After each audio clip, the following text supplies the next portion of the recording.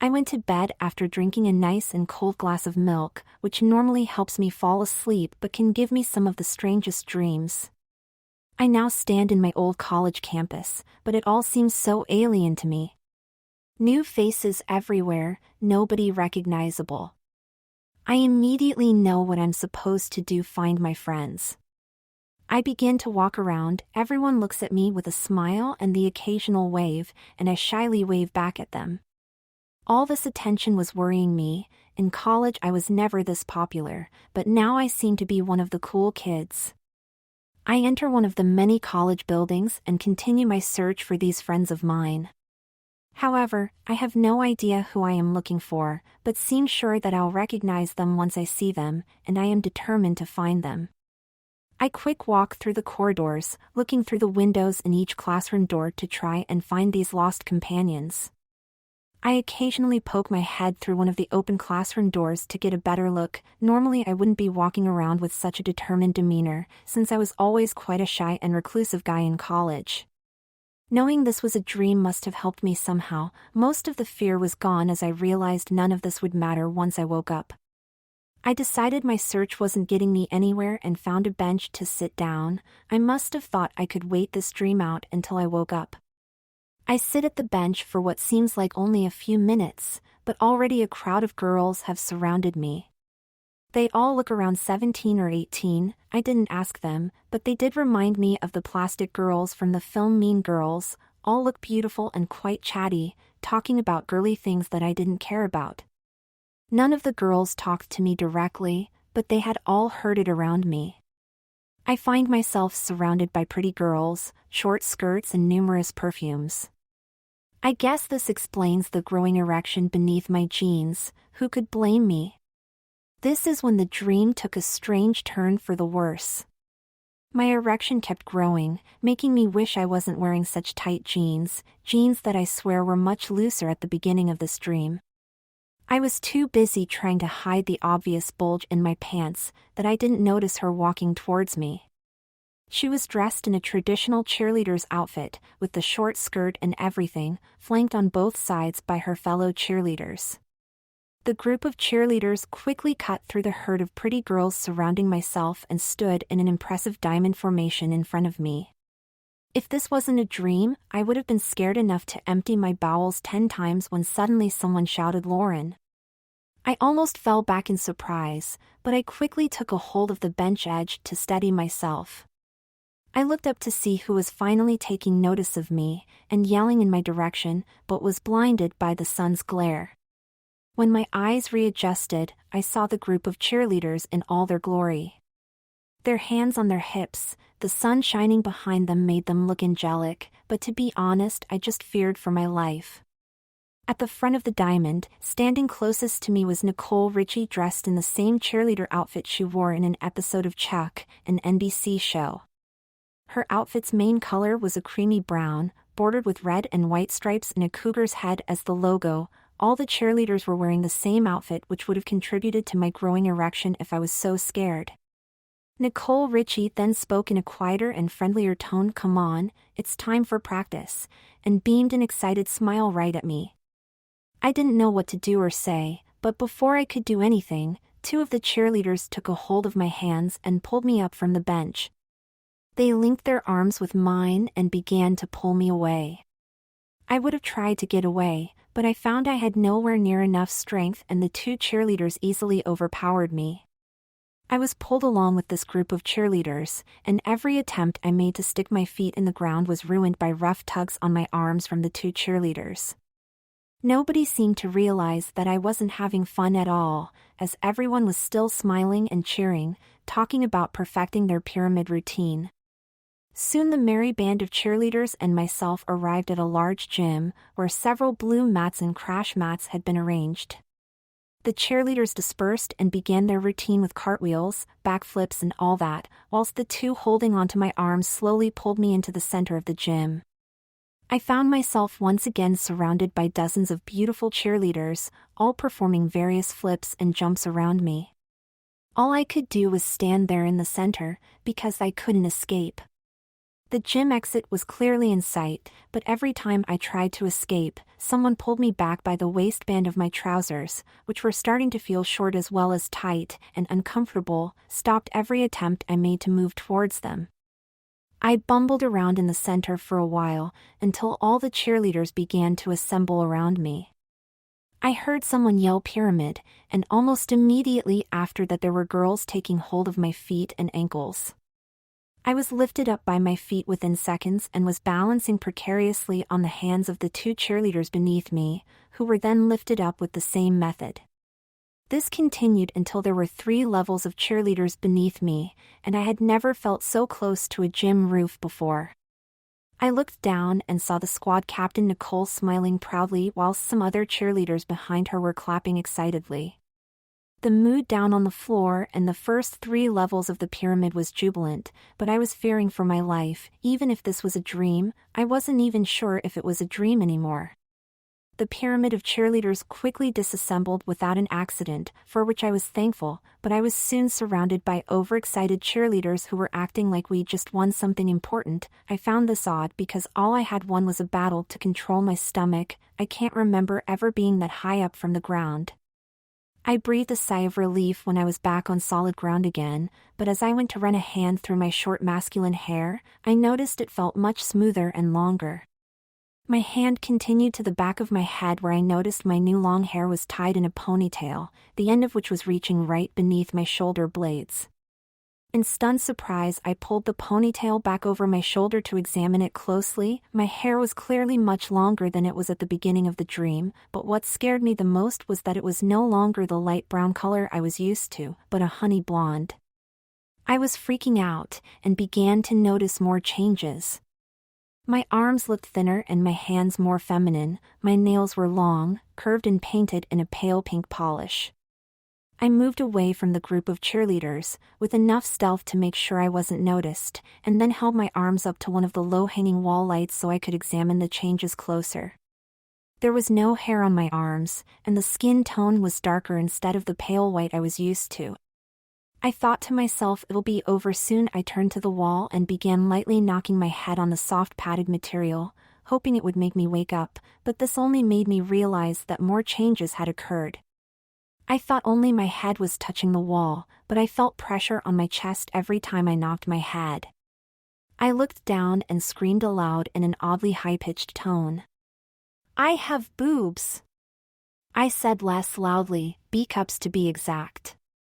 I was so shocked that I almost collapsed in a pile of mush on the floor, so shocked that I didn't even notice I was wearing a Cougar's cheerleader outfit exactly like the girls around me were wearing. It was all too much to handle, so I ran for the nearest exit. Only then did I notice the strange feeling of air breezing between my legs, since the skirt reached my mid-thigh.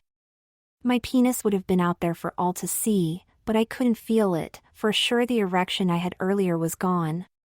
All I could feel was an emptiness where my penis should be, and a soft silky material covering my groin and rear. I didn't even want to think what that was, but at least it felt comfortable. I barged through the gym door and stepped into a locker room. The doors automatically closed behind me. The metal clank that came with the doors closing made me jump. With the state I was in, I must have thought it was a murderer, not a door closing. I turned around to look at the door, but as soon as I did so my body felt totally different from the female body it was just moments earlier. I suddenly had my old male body back, and even if this was a dream, I have never felt so relieved. One thing that was off was the fact that I was totally naked, and there were no clothes in sight. I was hoping that this was the boys' locker room so I could find some clothes, but to my dismay the metal doors opened once again and the cheerleaders began pouring into the room. I was standing there naked in front of a dozen beautiful cheerleaders, but they didn't seem to take notice of my exposed manhood. For a moment I was disappointed and glad at the same time. How could a bunch of girls not notice a naked guy standing in their locker room?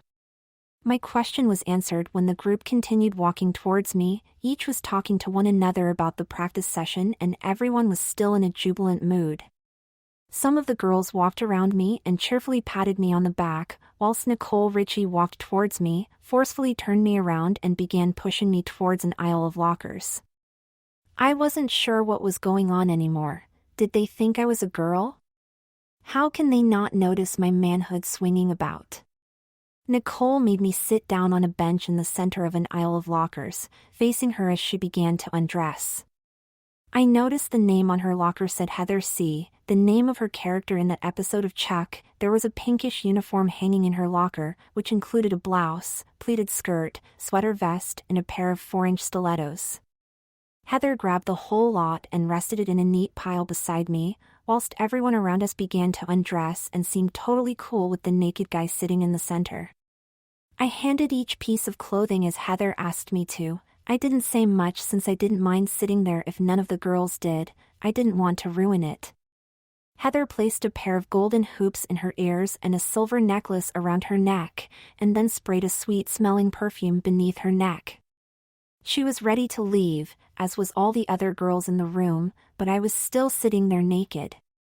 Heather turned to me and asked, "Are you going to get dressed?" But before I could say I didn't have any clothes, 2 girls had snuck behind me and lifted me by my arms into a standing position. I still had no strength to resist them even if I did have my male body back. The 2 girls raised my arms up whilst Heather opened the locker next to hers, which was labeled Lauren C., and pulled out a small purple can of deodorant. Before I could protest, Heather began spraying my armpits and chest, covering me with a strong floral and feminine scent. When she was done, I couldn't smell anything but flowers, like I was sitting in a flower bed, except I wasn't. I was standing naked in a girls' locker room surrounded by girls trying to dress me. Heather placed the deodorant back in Lauren's locker and grabbed a pair of black lace panties and a matching bra. Both items had small pink bows in the center, joining the cups together on the bra and on the front of the panties. Heather handed the bra to one of the girls behind me whilst she herself kneeled down and made me step into the panties. I tried to stop Heather from pantying me, but was stopped by one of the girls holding my chin up, and I wasn't strong enough to push her hand away. I saw the black lace bra being slid down my arms, and I couldn't do anything to stop it. The girls were all very determined. I didn't see why they'd make me wear a bra if I didn't have breasts, but when I was allowed to look down, I saw those B-cup breasts I had earlier being slowly fitted into the bra. Heather slid the panties up my legs and I didn't feel my penis getting in the way, so it must have disappeared again. She straightened out the panties before turning back to the locker and grabbing the blouse, whilst the girls surrounding me clipped the back of the bra together and made sure my new breasts were sitting snugly in their new home. Heather held the blouse up to me and looked at me for a moment before nodding. The blouse was a very bright pink color, silky smooth with short sleeves. I grinned to myself, thinking they'd never get that to fit me. Even if I had breasts and a flat crotch, I still had my male physique, but Heather and the girls didn't seem concerned. Heather lifted the blouse over me whilst the 2 girls grabbed my arms and gently slid them into the sleeves of the blouse. My arms slowly emerged from the sleeves and were now thinner and more feminine. My nails were painted and manicured once again, and once again I was in shock. Heather slowly slid each pink button into its hole, and my male torso slowly changed to the female torso I had earlier. I didn't know how to react, but before I could do anything Heather had handed the pink sweater vest to the girls behind me, whilst she herself began to slide the pleated skirt up my legs. My legs emerged from the bottom of the skirt and were cleanly shaven, just like the girls around me. The sweater vest was lowered over my head and thankfully no magical changes took place. They only added to the humiliation I felt. None of the girls were laughing or jeering, they just appeared to be happily helping another girl get dressed. The 2 girls behind me pushed down on my shoulders and made me sit down on the bench, whilst another girl made sure my skirt didn't rack up. I noticed that my skirt was the only item of clothing that wasn't completely pink. It had pink and white squares instead, whilst the blouse was just a paler pink compared to the sweater vest. Heather lifted up my left foot, which still appeared to be a man's foot. I hoped I'd be able to retain the last remaining proof of my masculinity, but that wasn't to be. Heather lifted the first pink stiletto and easily slid it onto my foot, which seemed to instantly change into a much smaller and feminine foot, with equally smaller toes. My toenails remained unpainted as they poked out the front of the open-toed stiletto, which I was happy about. Heather reached for the other stiletto and began to slide it onto my other foot. I looked away because I didn't want to watch the last of my masculinity disappear, but thankfully I wasn't able to, as a girl who looked exactly like Lo Bosworth soon blocked my view. She was holding a small brown box and asked me to hold it for her. I didn't understand why but did as she asked. I guess it was a distraction from my humiliation. Lo then casually sat down in my lap and told me to close my eyes. I tried to ask why but my lips didn't move and my eyes closed almost immediately. I heard Lo searching through the box I was holding. There was so much rattling of plastics and glass. I wasn't sure what it was but I wasn't able to open my eyes to look. The girls surrounding me had all started having their own conversations, which helped me calm down a bit after being the center of attention for what seemed like years. I felt someone filing my toenails and painting them, whilst Lo began to spread a creamy liquid over my face. I still couldn't stop them. It was like someone else was controlling my body, and I just wanted this all to end and to wake up. Someone was blowing on my toenails, probably to dry my newly painted nails. Lo started brushing something on my eyelids whilst occasionally saying how pretty I was and trying to make conversation. I wasn't able to move my lips so I couldn't reply, but she kept talking as if I had replied, as if the two of us were really close friends. I began to wonder who Lo though she was talking to, then remembered the name on locker where the outfit I'm wearing came from. Lauren C. Was I now this Lauren C? I didn't want to think I'd changed into a completely different person, but I didn't see any other option. I tried to ask, "Who's Lauren?" and assumed that my lips wouldn't move, but to my surprise they did move and the words came out in a feminine voice. I was able to open my eyes so I could see what kind of look Lo would give me, but she just grinned at me and said, "You're Lauren, sweetie." I looked at Lo and must have looked like an idiot, but in truth I was just surprised. "You've been Lauren for 20 years now, duh," said Lo in a cheerful tone, thinking I was joking. 20 years, I said in my new feminine voice, still totally confused. Lo nodded excitedly and grabbed a small tube filled with a pink liquid. She unscrewed the top and pulled out a lip gloss wand and began to slowly apply the pink gloss to my lips. I didn't even try to resist when I realized I was stuck like this. There was no use trying to get away. Lo took one of the larger brushes and started brushing some powdery substance onto my cheeks. I didn't bother to ask what it was. I was resigned to my fate. I knew that Lo was applying makeup to my face, but that was all I knew. Lo grabbed a tube of mascara and a black pencil. She raised the pencil to my eye and began drawing it around the contours of my eye. I would normally freak out when something like that was so close to my eye, but I didn't flinch. It was as if I was used to all this makeup stuff, but I've never worn makeup in my life, so the thought was all the more worrying. Lo told me to look up whilst she brushed on the mascara with the wand before proudly announcing she was finished. She closed the brown box and placed it on the bench beside me, then threw her arms around my shoulders and pulled me into a hug. I would have kept my arms by my sides. After all these girls have done to me, I wasn't going to hug them, but I found my arms slowly wrapping themselves around Lo and hugging her back, whilst a smile slowly formed on my lips. I felt like a puppet being controlled by someone else, and I would have looked up to see if there was a puppet master above me, but I couldn't even move my head. Lo stood up and pulled me up with her, still overcome with joy. I felt the straps of the stilettos I was wearing rub against my ankle, another new experience for me, but I assumed it was something I was going to get used to soon. I seemed to have no trouble at all walking in stilettos. It was as if I had been wearing heels for a while. Then it dawned on me that I was taking on all the skills of this Lauren C. Lo grabbed a pink purse and clutch bag from my open locker and handed them to me. I didn't resist and happily placed the clutch bag over my shoulder and put my purse inside. Everything was coming naturally and I seemed to gain more control over my movements. I thought if I didn't resist all these changes I'd be able to control myself. Before I could notice that Heather had left, she returned holding a pair of earrings and a necklace similar to hers, except it had a heart locket attached. Heather happily attached the earrings and shuffled around behind me to clip the necklace together at the back of my neck. "We need to do something with your hair," asserted Heather as she examined me from behind. My long honey blonde hair had returned without me noticing, though I assumed it would come back with all the other changes too. Heather tied my hair into a bun and took a hold of my hand, whilst Lo linked her arm with mine. The two girls seemed to be treating me like their best friend, but I wasn't their best friend. I'm supposed to be a guy who hardly knows them. I couldn't say that out loud, of course. I didn't want to give up control of my body again. Who knew what might happen if I did that?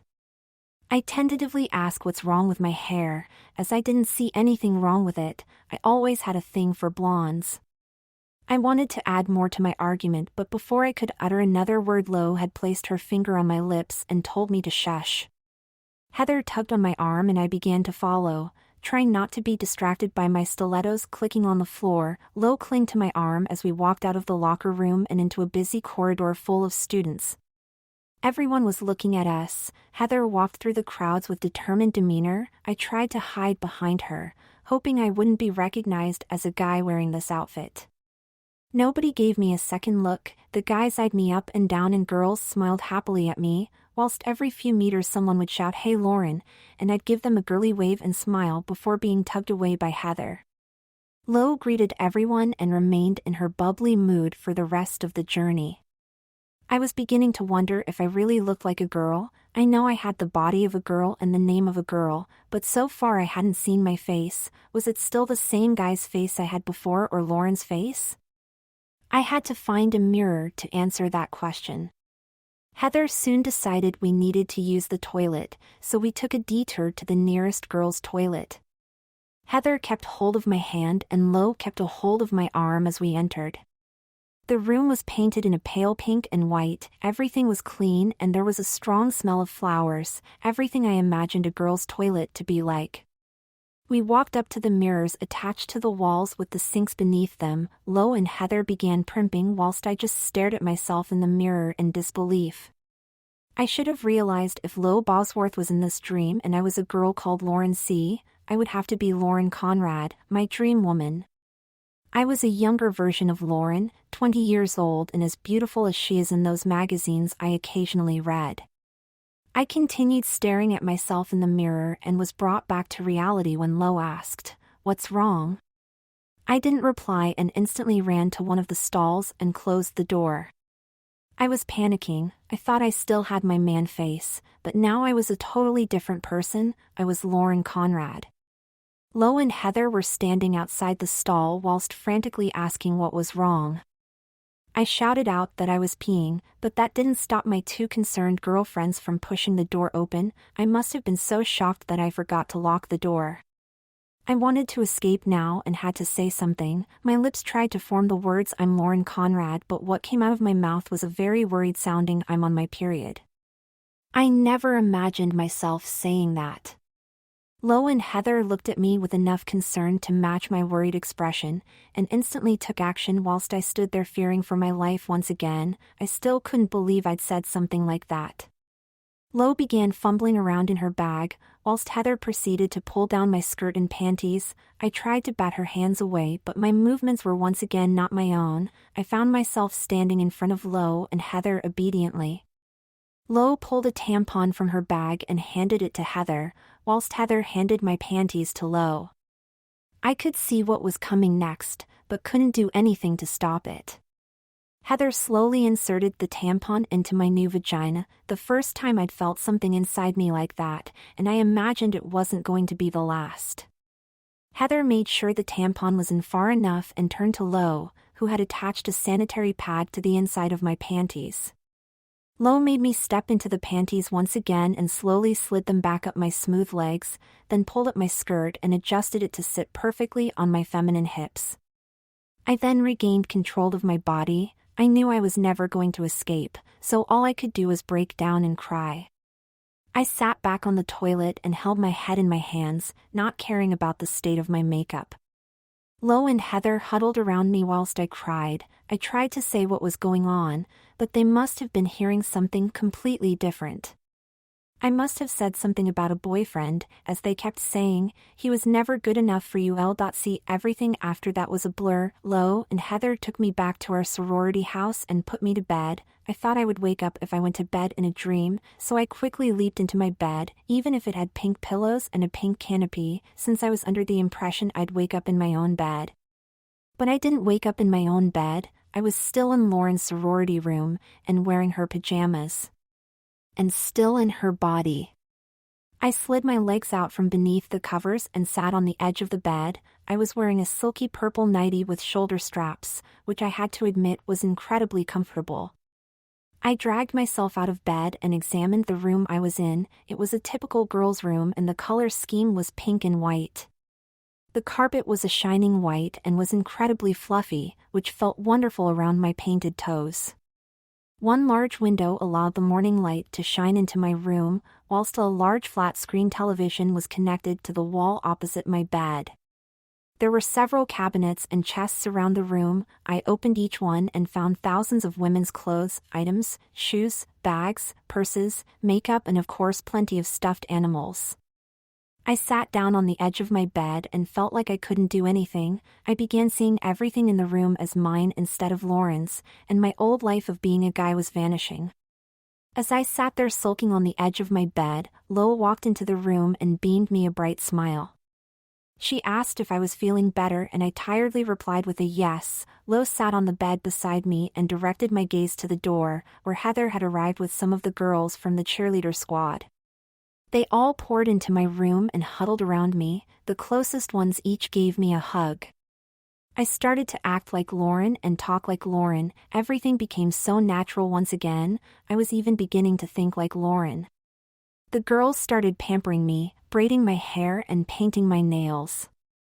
They all kindly refused me when I offered to pamper them, and said this is all for you. See, as I sat there on my bed, cheerleaders gathered around my hands and feet giving my nails the full treatment, Lo sitting in front of me and experimenting on me with different cosmetics, and Heather sitting behind me playing with my hair. I wondered if this was all really a dream. Had I really changed into Lauren, and was I going to spend the rest of my life as her? I began to consider what the future might hold, how I would adjust to such a change, and if I would learn to enjoy life as a girl. And then I woke up.